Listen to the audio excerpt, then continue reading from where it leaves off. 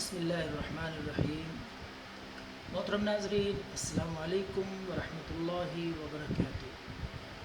ناظرین، آج ہم آپ کی خدمت میں بہت ہی زبردست مجرب وظیفہ آیات کفایت کی صورت میں پیش کر رہے ہیں۔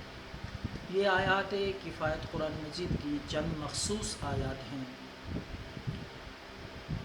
جن کی برکت سے مشکل کام بھی انشاءاللہ، بڑی سے بڑی پریشانی بھی اللہ کے فضل سے آپ کی دور ہو جائے گی، اور مدتوں سے رکا ہوا اٹکا ہوا کام انشاءاللہ چند دنوں میں انشاءاللہ پایہ تکمیل تک پہنچ جائے گا۔ تو یہ قرآن مجید کی بڑی ہی بابرکت آیات ہیں۔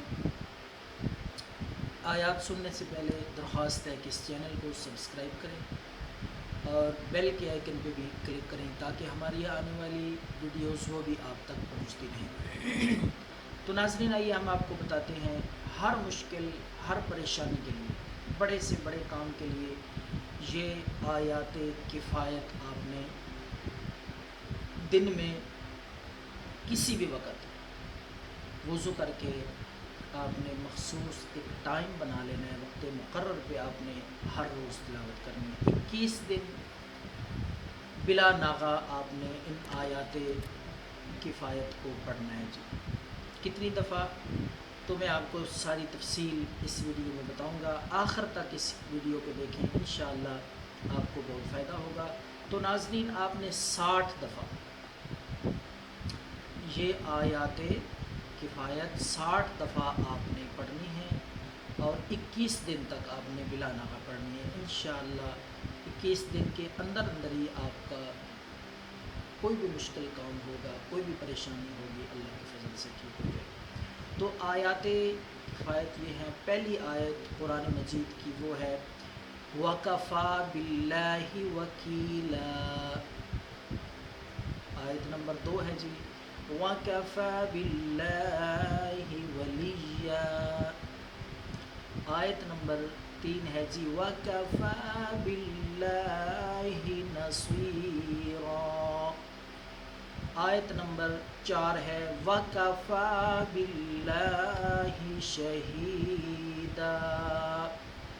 آیت کفایت نمبر 5 یہ ہے جی وَكَفَى بِاللَّهِ حَسِيبًا۔ آیت نمبر 6 ہے وَكَفَى بِاللَّهِ عَلِيمًا۔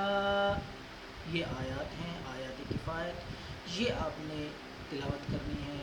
60 دفعہ ان کو پڑھیں اور 21 دن تک پڑھیں، انشاءاللہ اللہ کے فضل سے کوئی بھی مشکل، کوئی بھی پریشانی ہوگی تو اللہ کے فضل سے ٹھیک ہو جائے گی۔ ہاں، اگر کوئی عامل بننا چاہتا ہے ان آیات کا، تو وہ عامل بننے کے لیے روزانہ معمول بنا لے 600 دفعہ ان آیات کو پڑھنے کا، بلا ناغہ 600 دفعہ جو ان آیات کو پڑھے گا انشاءاللہ ان آیات کا عامل بن جائے گا۔ جس مقصد کے لیے بھی، جائز مقصد کے لیے، جس بیماری کے لیے بھی پڑھے گا انشاءاللہ اللہ کے فضل سے اللہ پاک اس کی جائز حاجات اور ضروریات کو اپنے خزانہ غیب سے پورا فرمائیں گے۔